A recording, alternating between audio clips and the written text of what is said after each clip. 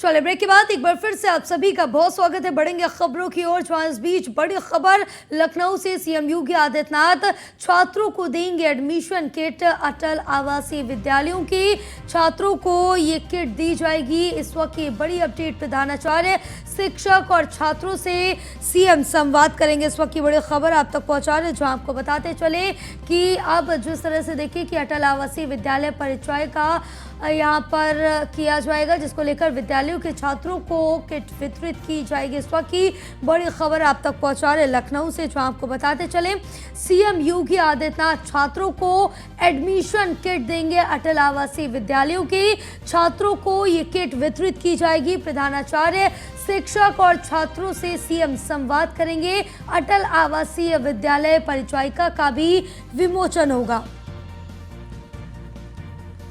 तो इस वक्त की ये बड़ी खबर आप तक पहुंचा रहे, जहां आपको बताते चले कि उत्तर प्रदेश के मुख्यमंत्री योगी आदित्यनाथ छात्रों को ये एडमिशन किट वितरित करेंगे, जिसके साथ ही अटल आवासीय विद्यालयों के छात्रों को ये किट वितरित की जाएगी। तो वहीं बता दें कि जो ये किट है और उसके साथ ही जो छात्र है उनसे जो प्रधानाचार्य हैं, शिक्षक है और मुख्यमंत्री संवाद करते हुए नजर आएंगे। अटल आवासीय विद्यालय परीक्षा का भी इस दौरान विमोचन किया जाएगा। तो ये बड़ी अपडेट आप तक पहुंचा रहे, जो आपको बताते चले कि सीएम योगी आदित्यनाथ छात्रों को एडमिशन किट वितरित करेंगे। ये बड़ी अपडेट पहुंचा रहे।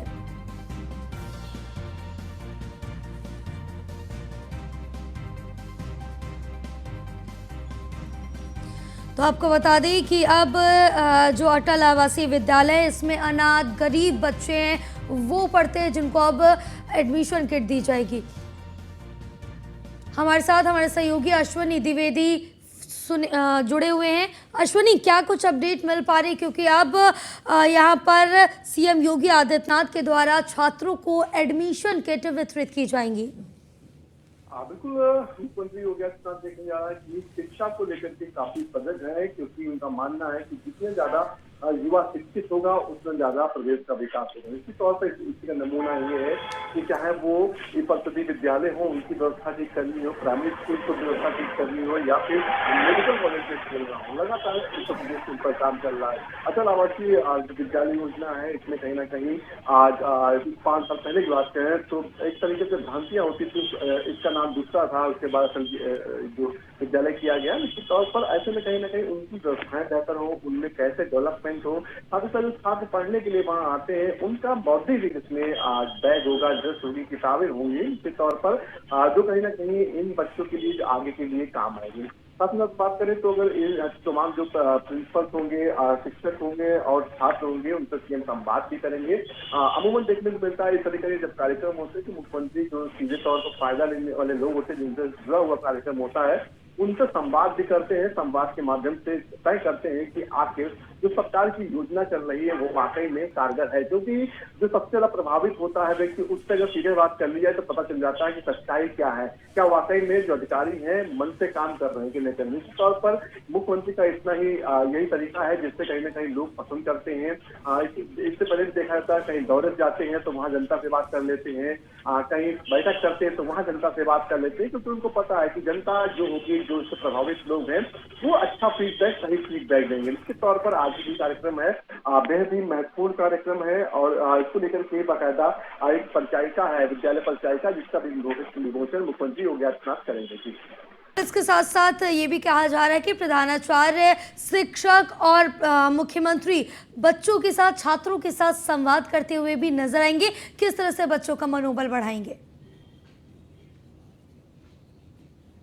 बिल्कुल, देखा गया, इससे पहले भी देखा गया जब टैबलेट या लैपटॉप बांटने होते थे, उस दौरान भी मुख्यमंत्री तमाम बच्चों से संवाद करते थे, उनसे पूछते थे कि शिक्षा का जो स्तर है वो कैसा है, साथ ही साथ क्या सुधार हो सकते हैं, क्योंकि अमूमन जो बच्चे होते हैं वो चीज़ें बता पाते हैं कि शिक्षा में क्या बदलाव होना चाहिए। अमूमन एक्सपर्ट ही नहीं बताते इन चीज़ों को, क्योंकि बच्चे उस चीज़ को टच कर रहे होते हैं, उसको जीवन को जी रहे होते हैं, तो उनको एहसास होगा कि ये चीज़ कमी है, अगर इसमें सुधार कर दिया जाए तो सीधे तौर पर उनको फायदा मिलेगा। निश्चित तौर तौर पर आज भी छात्रों से जो है शिक्षकों से और प्रधानाचार्यों से मुख्यमंत्री संवाद करेंगे।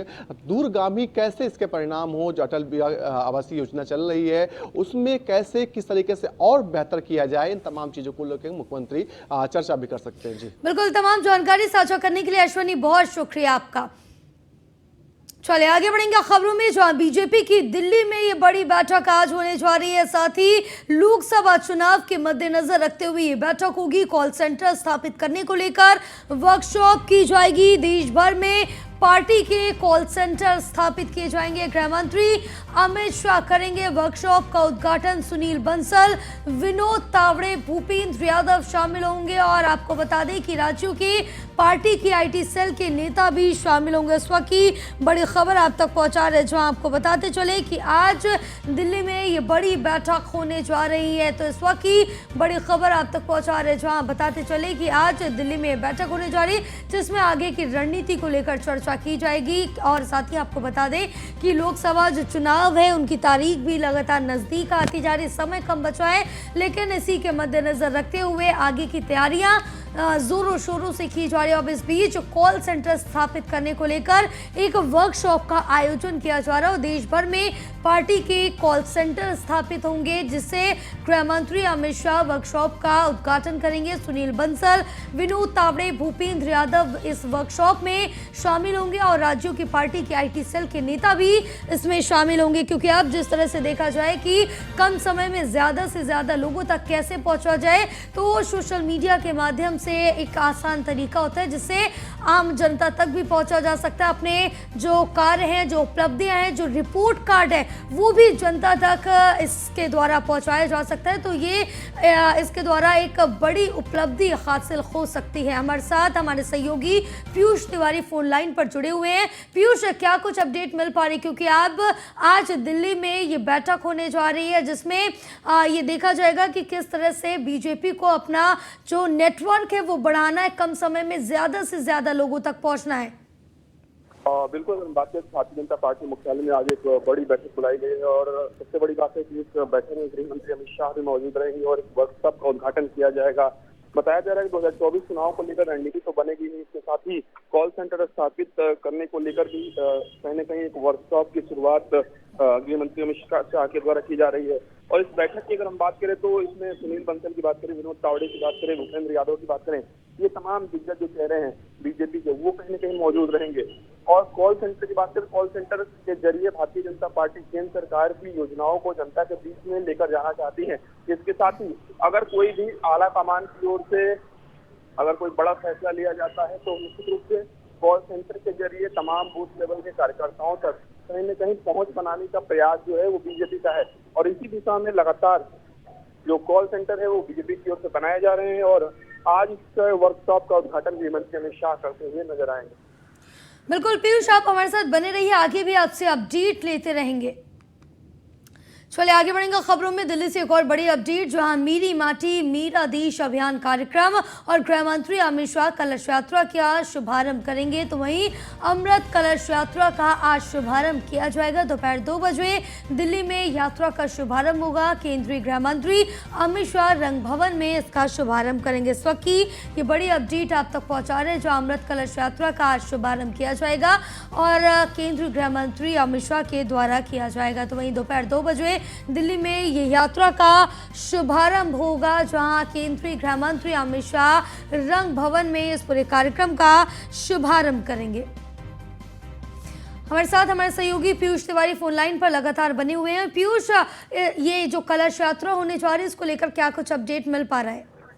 बिल्कुल, अगर बात करें तो सरकार की ओर से मेरा देश मेरा माटी मेरा देश अभियान की शुरुआत की गई है और लगातार अलग अलग शहरों की बात करें, अगर जिलों की बात करें, वहाँ से कहीं न कहीं चाहे मिट्टी की बात करें या पौधों की बात करें, क्योंकि इनको दिल्ली में लाना है। और आज गृह मंत्री अमित शाह कलश यात्रा की शुभारंभ करने जा रहे हैं और दोपहर 2 बजे का वक्त बताया जा रहा है जब ये कलश यात्रा की शुभारंभ होगी और गृह मंत्री अमित शाह रंग भवन से इस कार्यक्रम की शुरुआत करते हुए नजर आएंगे।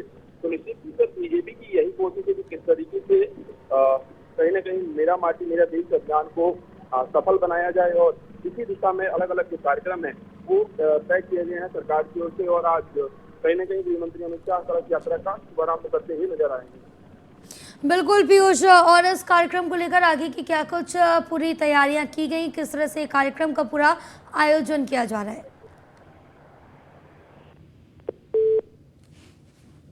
चलिए दोबारा से संपर्क साधेंगे, लेकिन इस बीच ये बड़ी अपडेट आप तक पहुंचा रहे हैं, जहां आपको बता दें कि आज दिल्ली में अमृत कलश यात्रा का शुभारंभ किया जा रहा है।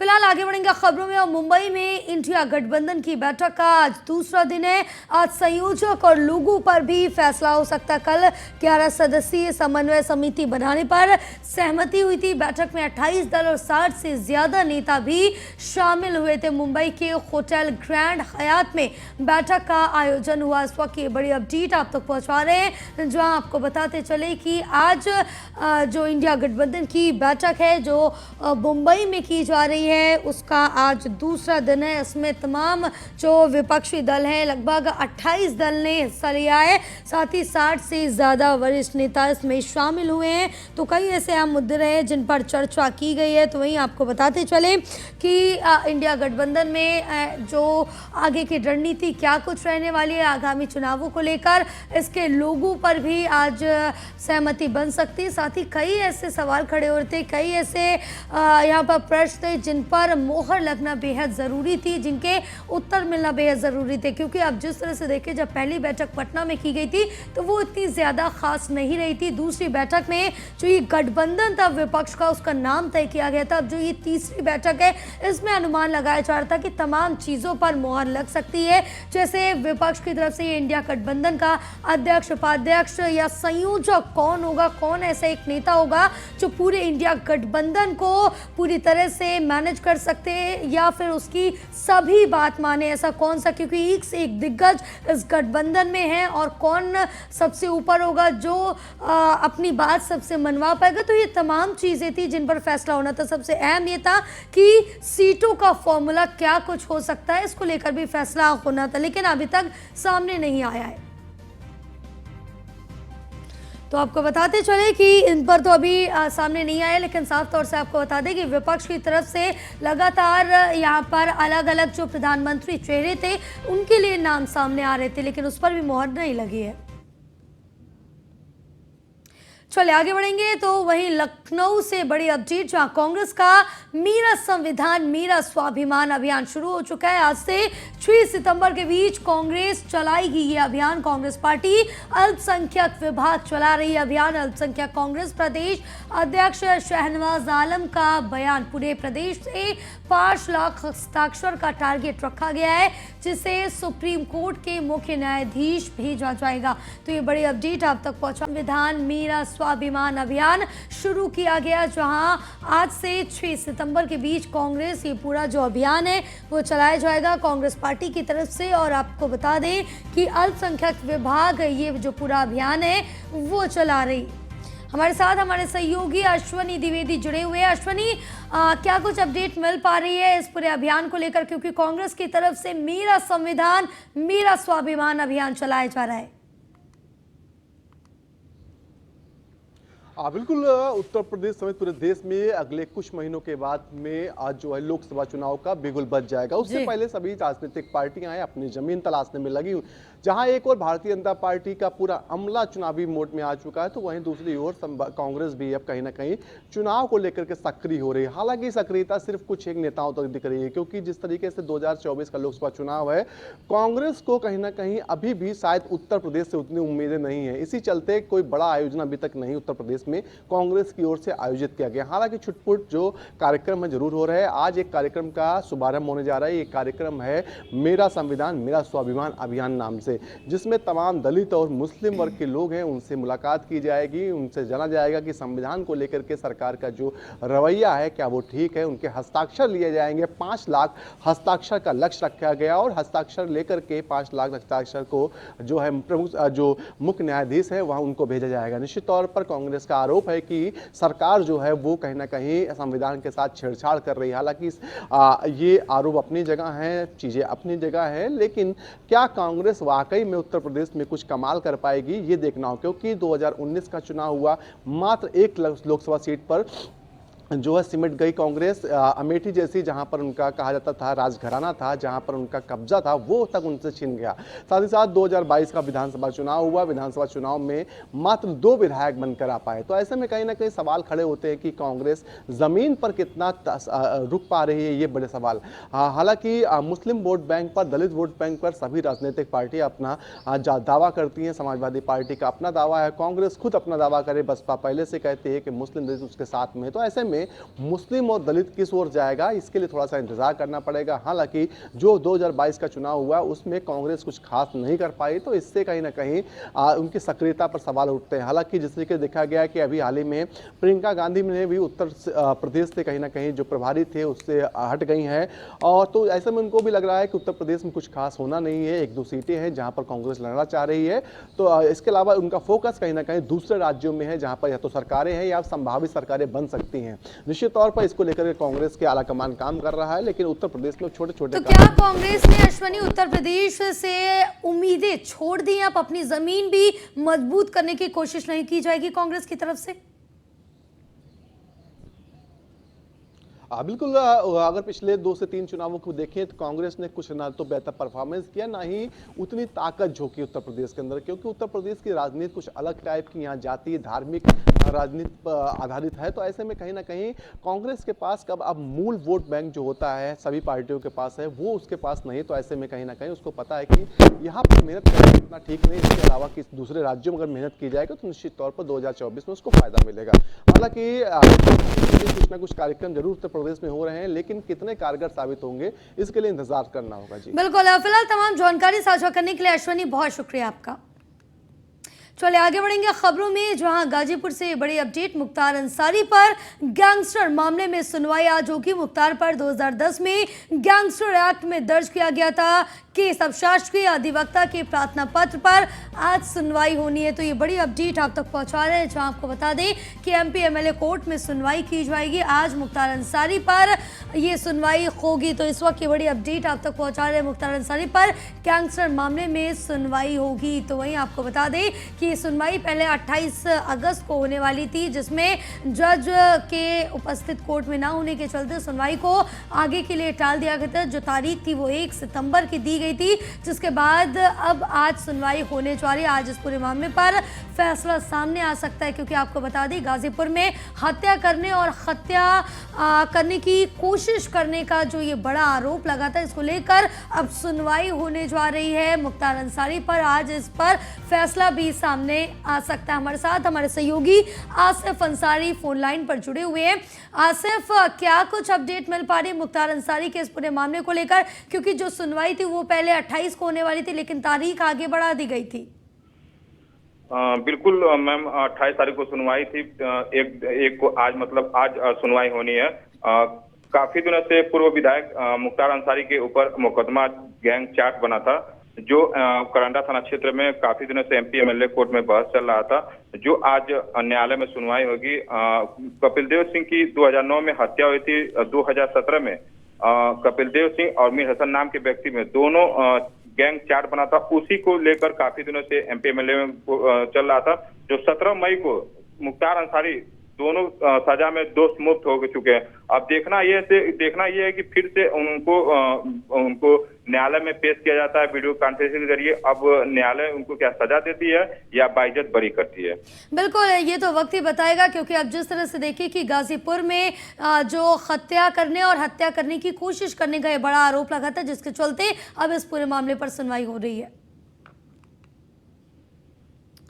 फिलहाल आगे बढ़ेंगे खबरों में, जहां आगरा ग्वालियर हाईवे पर सड़क हादसा। ट्रक ने कार को जोरदार टक्कर मारी है। सड़क हादसे में पति पत्नी समेत 2 बच्चे घायल हो गए। हाईवे पर 300 मीटर तक कार को घसीटता ले गया ट्रक। सूचना पर पहुंची पुलिस और पुलिस ने ट्रक चालक और परिचालक को गिरफ्तार कर लिया। घटना का सीसीटीवी वीडियो भी वायरल हो रहा है। इस वक्त ये बड़ी अपडेट आप तक पहुंचा रहे हैं, जहां आपको बताते चले कि अब इस पूरे मामले को लेकर जो पुलिस है वो भी जांच कर रही है। तो आपको बता दें कि जहां आगरा ग्वालियर हाईवे पर सड़क हादसा हुआ है, ट्रक ने कार को जोरदार टक्कर मारी है। तो वहीं सड़क हादसे में पति पत्नी समेत 2 बच्चे घायल हो गए और हाईवे पर आपको बता दें 300 मीटर तक कार को घसीटता ले गया ये ट्रक। इस वक्त की बड़ी अपडेट आप तक पहुंचा रहे, जहां सड़क हादसे में पति पत्नी समेत बच्चे की भी मौत हो गई। सूचना पर पहुंची पुलिस ने ट्रक चालक और परिचालक को गिरफ्तार कर लिया। फिलहाल इस पूरे मामले की जांच की जा रही। घटना का जो सीसीटीवी फुटेज है वो भी अब लगातार वायरल हो रहा है। तो ये पूरा मामला आगरा ग्वालियर हाईवे का है, जहां ये बड़ा सड़क हादसा हुआ है और ट्रक ने कार को जोरदार टक्कर मारी। और इन तस्वीरों में भी देख सकते हैं कि ये टक्कर कितनी तेज थी, जहां सड़क हादसे में पति पत्नी समेत 2 बच्चे घायल हो गए हैं। और सूचना पर पहुंची पुलिस ने ट्रक चालक और परिचालक को गिरफ्तार कर लिया है।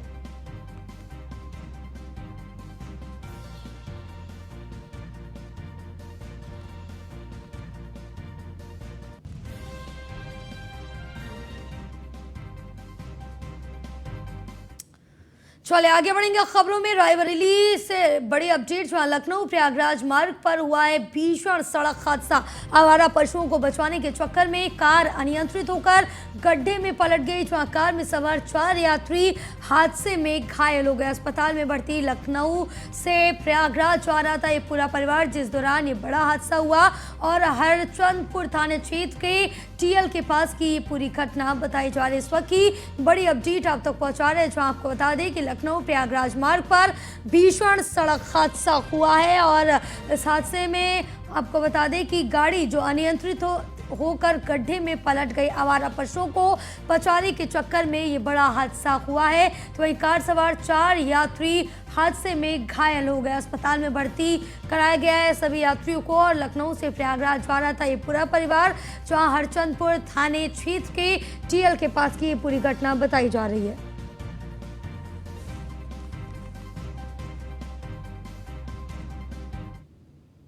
फिलहाल इस बुलेटिन में बस इतना ही। आप देखते रहिए न्यूज़ 1 इंडिया। नमस्कार।